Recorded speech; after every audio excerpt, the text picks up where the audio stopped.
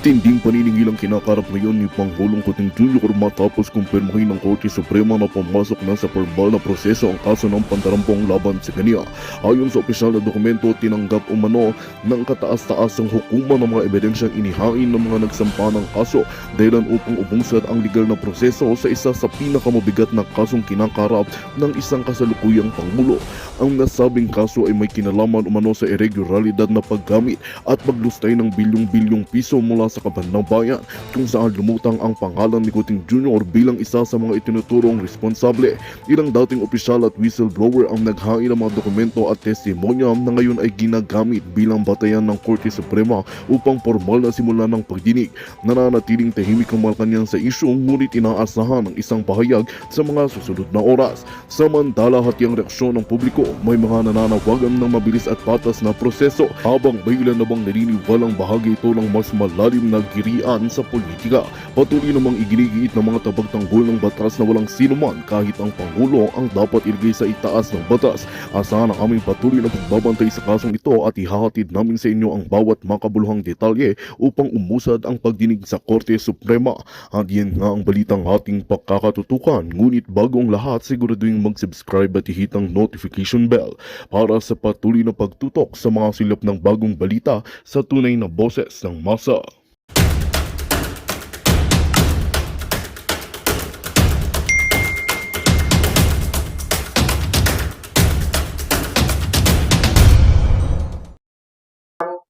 Pera at pinamumudmod sa mga tao. Etong namang mga tao, sige, namimigay nga sila ng pera, pero hindi nila alam, yung binibigay na pera sa kanila, kakarampot kung kumpara yung mga binubulsa ng mga congressman na yan.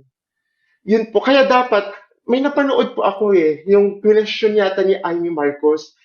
Thumbs up ako doon kasi question ni Amy Marcos yung AKAP na dapat buwagin. Kasi nga, wala namang, saan bang ahensya yung AKAP? Hindi naman, wala namang program yung government sa AKAP na yun. Kundi si Tambalus-Lus lang ang gumagamit at yung mga congressman na yan.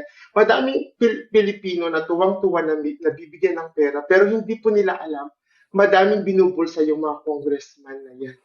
Yun Yes. po yung kinaiinisan ko. At saka isa pa, yung mga sinasabing trolls daw, bakit daw yung mga vloggers yan, at saka yung mga nandun sa EDSA, tinatawanan yung mga ibang tao, hindi ba nila alam? Kami ng mga OFW dito sa sa ibang bansa, namimigay kami ng pera. What I mean is, sumusuporta kami tumutulong kami yung mga nandun sa EDSA para lang tanggalin natin ang Marcos na yan kasi nga kailan pa ba tayo kikilos? Kasi nga wala na pong hindi po sa wala na pong pag-asa kung pagpapatuloy pa rin natin yung ganyang ang mga ganyang ginagawa. Halos wala nakikita ko yung PhilHealth, yung SSS, Diyos ko, parang ayoko nang magbayad. Para saan pa't binubulsa lang ng mga tao, ng mga congressman, yung mga politikong yan. Yun po yung kinaiinisan ko talaga. Naiinis talaga ako. Yes, valid naman po ang inyong feeling, Ma'am Aya. Kaya dahil dyan, maraming salamat sa iyong pagbigay ng saloobin dito sa ating show ngayon. Thank you so much. Mag-ingat po kayo dyan sa Paris. Ayan. Thank you. Yeah, thank you.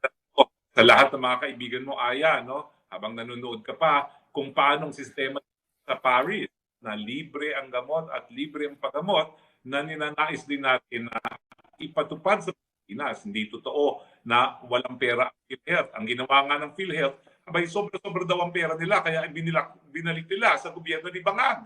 Mantakin mo yan, ang daming mga mahihirap na namamatay lang dahil sa kahirapan at alam mo, nung naging kongresista ako, tayo nga nagsulong yan ng Universal Healthcare, hanggang ngayon, hindi ginagamit para sa mga mahihirap dahil kinakailangan nila ng ayuda at mga proyekto na pagkakakitaan.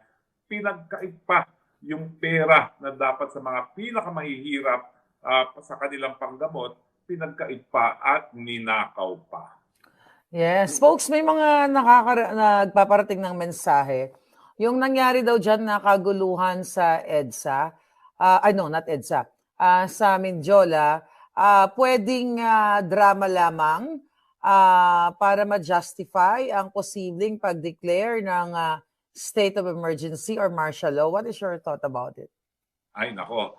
Marami na pong nagtangka dyan, no? Pero ang pagkakaiba ngayon, dahil natuto na tayo sa ginawa ni Marcos Sr., ngayon, daan sa hukuman, kung hindi man sa Kongreso, yung pagdedeklara ng state of martial law. No? So kahit sino na po ngayon po pwedeng dumulog sa hukuman para questionin ang state of national emergency. At nung minsan, napawalang bisa ako ang state of national emergency na dineklara ni dating Pangulo Gloria Macapagal Arroyo, no? Dahil ang sabi niya, kinakailangan lumabas ang militar laban sa mga terorista. Sabi ko, sino ba ang terorista? Minsan nga, tayo nga, ang sinasabi nating terorista ay ang administrasyong bangag, no? At hindi kaya, no? So, alam mo, kinatigan tayo ng Korte Suprema at dineklara na baliwala yung state of declaration of emergency na ginawa ni Gloria Macapagal Arroyo. No? At ako naman naniniwala sa katapatan ng ating mga magistrado dyan sa Korte Suprema dahil wala pa namang na-appoint sa Korte Suprema ang administrasyon nito. No? Yung 5 mga magistrado ay appointee pa ni Presidente Duterte at ni Presidente Aquino. In fact, 2 ang appointee ni Presidente Aquino at yung 13 ay appointee ni Presidente Duterte. So naniniwala tayo sila maging patas, independiente sa kanilang desisyon kung kukwestiyonin ang state of declaration of emergency o di naman kaya ang martial law. Pero ang naniniwala ako, talagang baka nga posible yan. Kasi alam mo, magkakampi na ngayon ng mga teroristang mga makabayad, no? At ang bangag na administrasyon, no? Magkakampi na yan. So baka yan ang dahilan para pigilin nga nila itong ating pagtitipon dito sa EDSA at saka sa Liwasan Bonifacio. So tayo po, nananawagan ako sa ating mga kapatid na nandyan sa EDSA, lalong-lalo na, bantayan po natin ang hanay natin dahil hindi po malayo na mai-infiltrate tayo ng mga manggugulo para lang po mapatigil ang ating mapayapang pagtipon-tipon. So kinakailangan po, bantayan din natin ang ating mga hanay. So anyway, ikaw ay nag-freeze. Nag-freeze tayo. Ayan, nakabalik na tayo. Hindi ko alam. Mukhang talagang binabantayan tayo ng mga walang hiyang ito, no? So, may post si Joey actually na ayon daw sa kanyang alitap-tap. May alitap-tap siya. 1.5 billion ang budget ni Liza para sa 100K to 200K katao na rally para guluhin ang mga Duterte-aligned rallies. Wala na raw halos pumapayag. That's good news. Kaya yung mga nagpunta ng Mindiola, hapit na ba kayo? Ano na ka, Arlene? Alam mo, Spokes, talagang itong mga ganitong klaseng what they call it, information, kaya talaga nilang guluhin. Kasi dyan na lang sa ating first day, second day dyan sa EDSA, talagang may mga tinatanim na mga nagsasabi na binayaran na sila ng 200, ang cheap naman, at nagpa-interview sa media.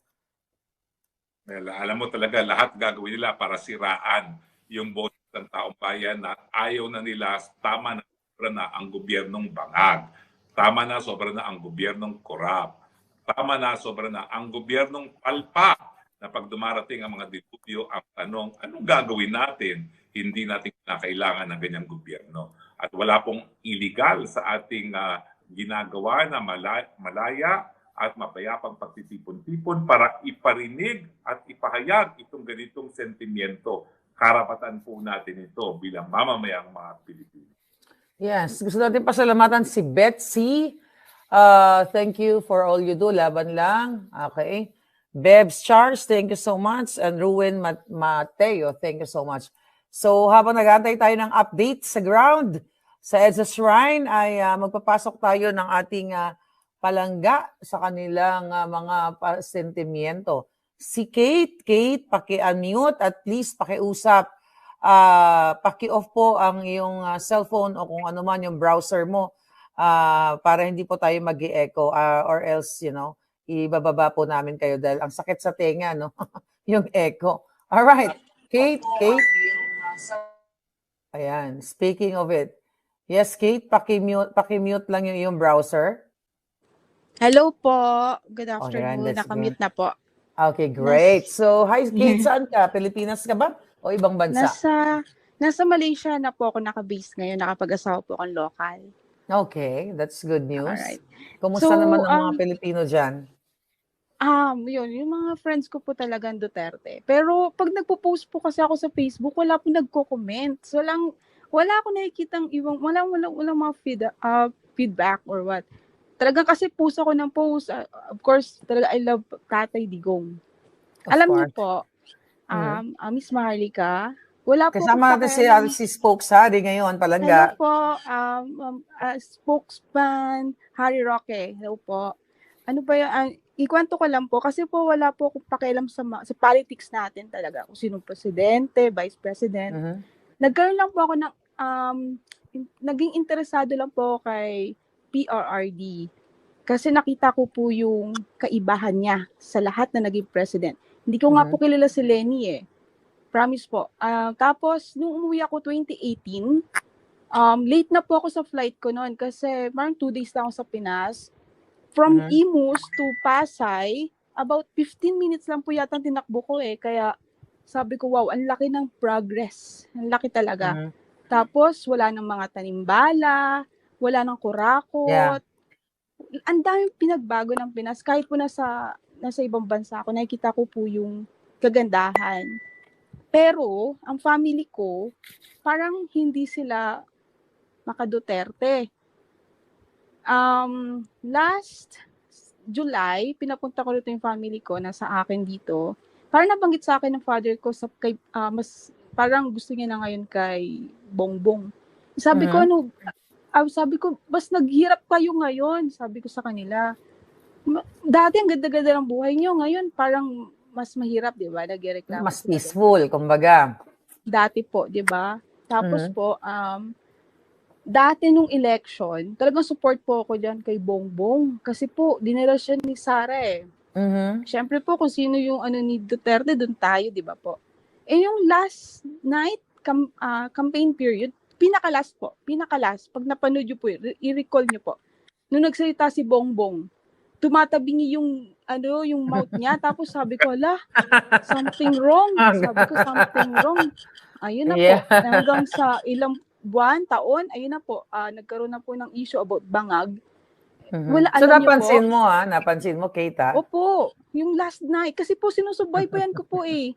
Kahit nga dito ako, nag-start nung Saturday morning, madaling araw po nung nag-video kayo, nakatutok na po ako noon, tapos nakaiglit na konti. Pagising ko po, pagbukas ko ng TV, yan na, dire-diretso na po, nasa veterans, nagpunta ng St. Luke, lahat po subaybay ko. Paggising ko sa umaga, automatic, nanonood, kasi work from home po ako eh. So, nakasarap ko lang ang TV, nakabukas lang yung rally sa EDSA. That's which nice. is peaceful naman. Wala po akong magawa kasi nandito po ako, hindi ako maka-join. So, pinaka addition ko lang po is mag-support manood sa mga vloggers. Sabi Ang ko nga po importante, kasama kayo sa laban na ito. Opo. Sabi ko, paano ako makakatulong? Kaganina po, nag-ano ako ng video. Gumawa ako ng video. Nakita ko, pagbukas ko po sa inyo ni spokesman Harry Roque is, sabi niyo po, parang kakasuhan kapag pag inaano si Bangag. Kapag yung mga target. yung mga nakasali sa Zoom. At saka tinatakot din nila yung mga commenters. Pero huwag ka matakot, Kate. Di ba? Spokes, Okay gusto lang mong po. sagutin si Kate? Dahil medyo may kaba siya. Kasi po kanina, nag-post po ako public. Tapos pagbukas ko po, sakto po na doon kayo sa part na yon na na parang magdedemanda kapag Isusupina, ipapatawag ng NBI yung mga nandoon sa Zoom meeting kung saan Opo, alam ko yun eh. Saraya. Sabi ng NBI. Pero po, ang gusto kasing ng NBI, sino yung nagtanong? Bakit nagsalita ng ganun si BP? Nung nakarang araw lang si Princess Maui, habang siya nagla-live, nabanggit yun, ako yung nagtanong kay BP. Alaka.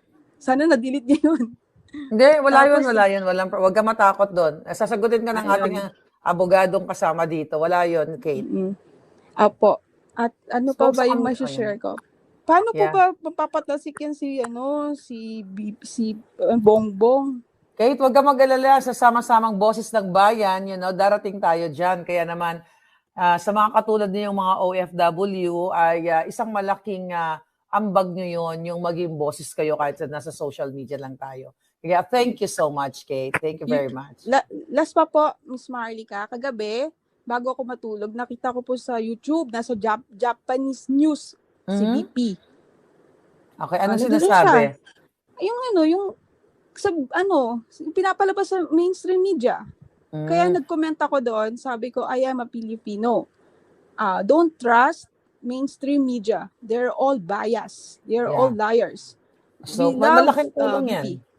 Yeah, malaking tulong yan. Po. Na nakikita nakita ko din ng yung mga foreign media. Mm-mm. Yeah.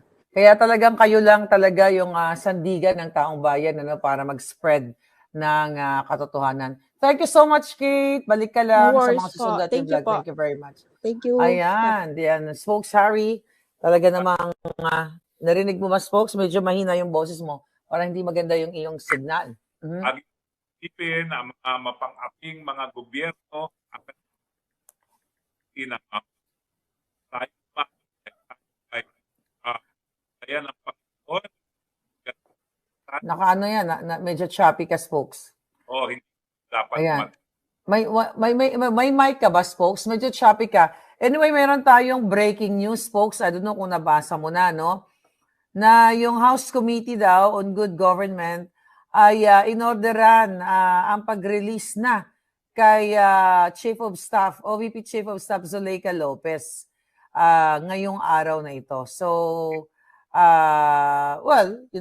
good news yun at talagang dapat, in the first place, hindi dapat siya na contempt. Kaya, yun, ito ay dated yesterday at permado ni Reginald Velasco, Secretary General of House of Representatives. At ito ay pinirmahan din itong julul na si Joel Chua. Kaya naman nila release tapos na 10 araw na pagkakakulong. Pinagkaitila ang karapatan ng kalayaan, wala namang kasalanan yung Zuleika Lopez. Ano ba naman ang niya na sinabi niya na dapat wag muna release ng findings ng COA habang hindi pa pinal, no? Yun talaga ang niya. At saka dinideny niya na meron siyang kapangyarihan na magsisante na isang assistant secretary dahil ang pagtanggap ng resignation ay kapangyarihan lamang ng presidente. Dahil dyan, 10 araw siyang pinagkait ng kanyang kalayaan. Ako, nung pinagkaitan ako ng 1 araw ng aking kalayaan, ang sabi ko, hindi na ako papayag na malabag ang aking kalayaan. Dahil pinaka-importanting karapatang pantao, lalong-lalo na kung walang dahilan na ikaw ay pagkakaitan ng kalayaan. Pero ang ginawa nila kay Zuleika ay gagawin nila sana kung ako'y hindi dumulog sa Korte Suprema, no, at sinuway ang kanilang order na dapat ako sumarap doon. Maghahanap lang yan ng pagkakataon, miski illegal at walang basihan, para tulong ang mga abogado na para na yung iba pang gustong manindigan sa mga nawala. Laban at kasamaan dahil ang mga gumagamit ng droga, yan ay kasamaan. Ang mga nangungurakot, yan ay kasamaan. Ang mga nagsisinungaling, yan ay kasamaan. Nagkakaitang sa mga mahihirap na magkaroon ng libreng paggamot at libreng gamot, yan po ay kasamaan. So hindi na po ito politika.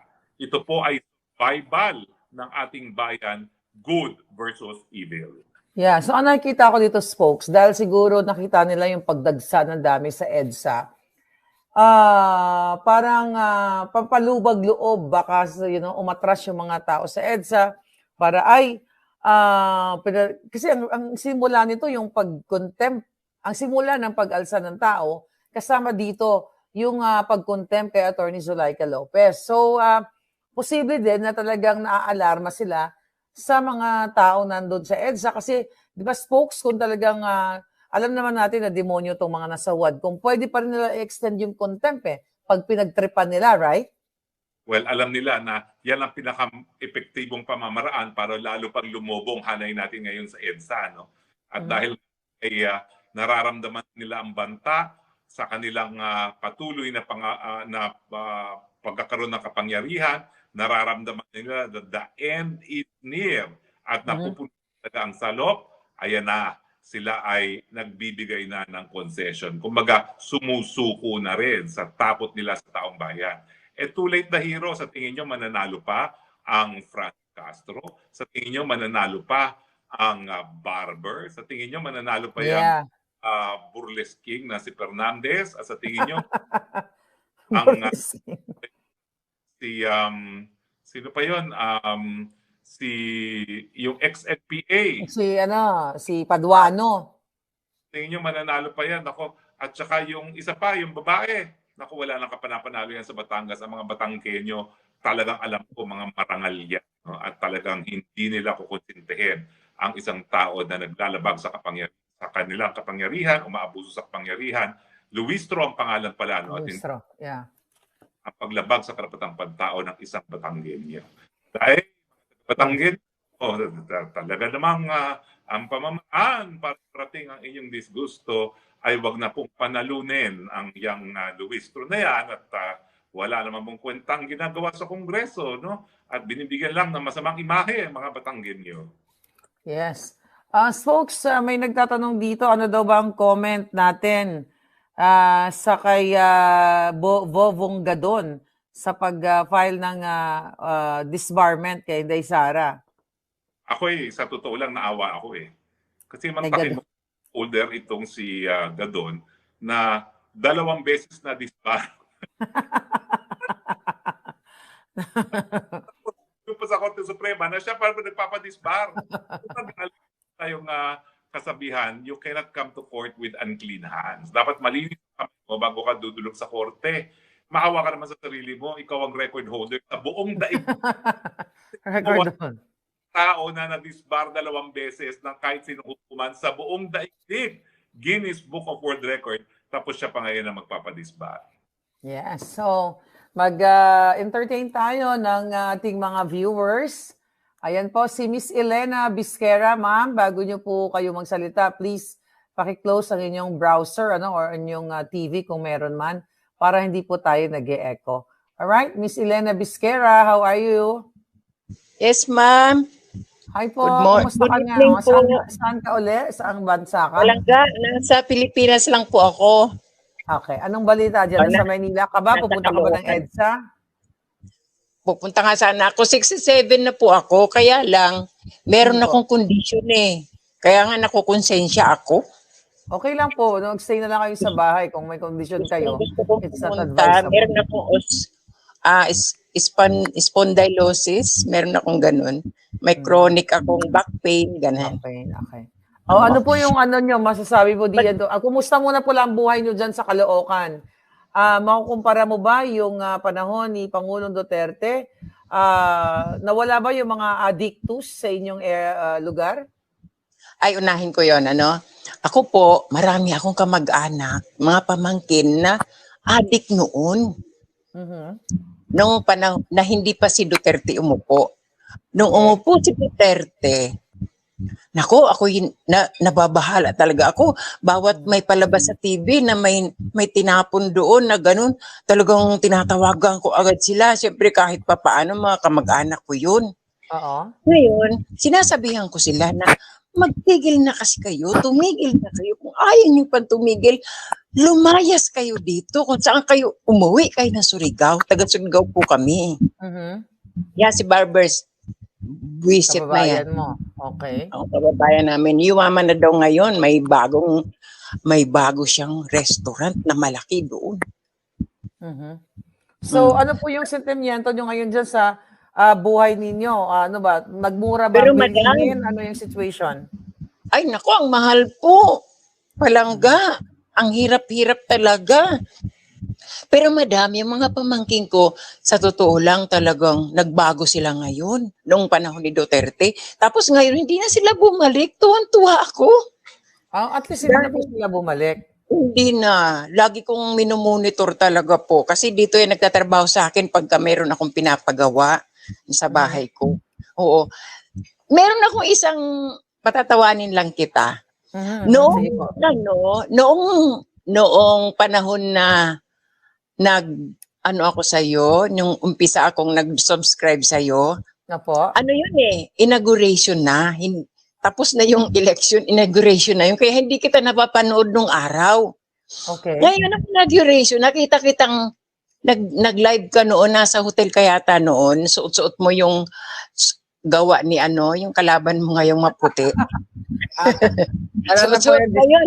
Kasi na pinagmamalaki mo pa nga yun Suot Oo, natin tama. ang ating sariling atin, sabi mo. Nagpo-promote pa tayo nun eh. Oo, nagpo-promote ka. Tuwan-tuwa ako sa'yo dahil sabi ko, siguro ito yung nawawalang anak ni Digong. Kung ganun. Kasi ang Nawawalang tapang mo. Hi, Spox. Yeah. Spox Hari, good evening po. si Spox Hari, di ko makalimutan yan doon sa, ang tawag dito, sinubaybayan ko siya doon sa, sino ba yung ng mga Amerikano? Siya ang nun, lawyer. Yung lawyer, si folks sa kami. Oo. Jennifer Laude. Si Jennifer Laude. Yun po, sinubaybayan ko, kaya nakilala kita. Sabi ko, ang galing-galing naman ni Attorney Harry Roque. Sabi ko gano'n.